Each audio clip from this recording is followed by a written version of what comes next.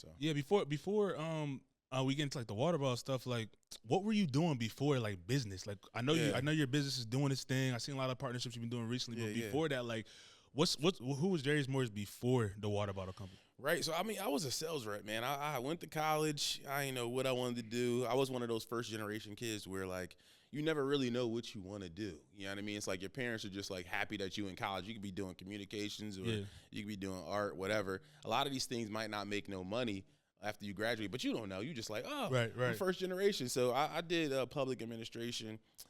Did have no clue what I was doing, but while I was in school, I was always trying to start a business. Like if you knew any of my friends, everybody, I'll tell you, man, like I've been trying to start businesses for the longest. So I got into car sales. Like, I had a homie that had his own dealer plates and stuff like that. So I used to be able to go to the auction, sell cars. Yeah. I used to start selling items on like Amazon.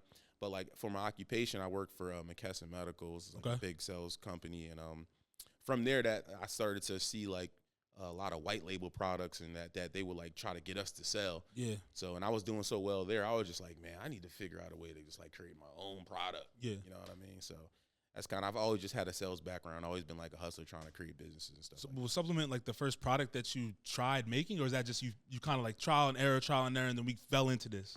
Actually, no, that's actually the very first product I actually tried to make. Like on Amazon, I was selling random products, and they had this platform called Jungle Scout, where you can go in there and find like the top selling items. And I was doing pet products at one point. Right. I was just doing a bunch of random shit. But then I eventually, discovered the insulated bottle industry. And that's when I was just like, yo, like I've never even heard of none of these brands before. Right. I'm like, I think it might be something here. Yeah. So kind of that's kind of, it's like I stumbled across the bottle industry. I always tell people that like I wasn't like, oh, I want to create the first black on water bottle. Yeah. Like, nah, like I stumbled across that shit. It just kind of like happened.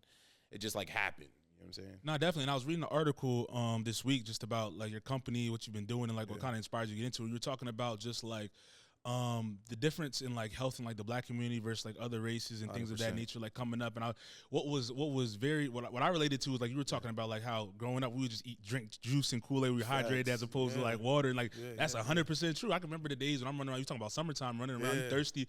I don't want to drink no water. Let me, where's Gatorade? Where's Kool-Aid? Where's whatever? Just seeing that and the effects, like, was that like a big part of the reason why you wanted to get into this, or tell me about like when you were coming up, like what was I guess the health education you had growing up? You're from South Jersey, right? Nah, I'm from actually South Philly. South Philly, okay. Yeah. So I would say there was no teaching about health and wellness at all growing up, like especially in the hood. Like I mean, it's like you just grow up like the kids across the street, teeth was falling out.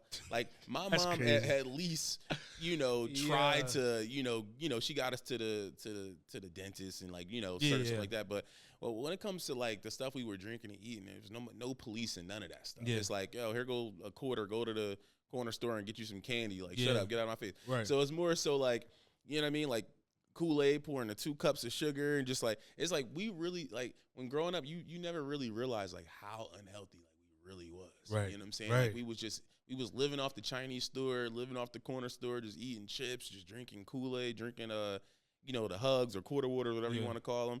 And when I got older and I started to realize that so many people in the black community was just plagued with like diabetes, high blood pressure, heart disease, all these different things. And people try to say that it's hereditary. And I'm like, man, the main thing that's hereditary is the habits that we have. It's because, like, if you've seen your parents do this, like, some people have never seen their parent do any type of physical activity. Yep. Or you never see your parent, like, consciously be like, let me go drink some water. Like, so in return, that's how we grow up. So we don't grow up thinking, like, man, we should probably drink more water. Or we should probably work out. It's funny because when I'll work out and I'll be around my family, I'm like, yeah, I'm working out. They be like, yeah, are you training for something? I'm like, no, this is like a regular thing. Like, we should regularly exercise our bodies. We should regularly drink water. It's not something that you do once you get a bad report from the doctors, because that's what black people like to do. Yeah. Once they get a bad report, they're like, oh, man, I need to do something about my eating. Yeah. It's like, nah, nigga, you should have been. Like, don't wait till you get this bad report to start making some changes.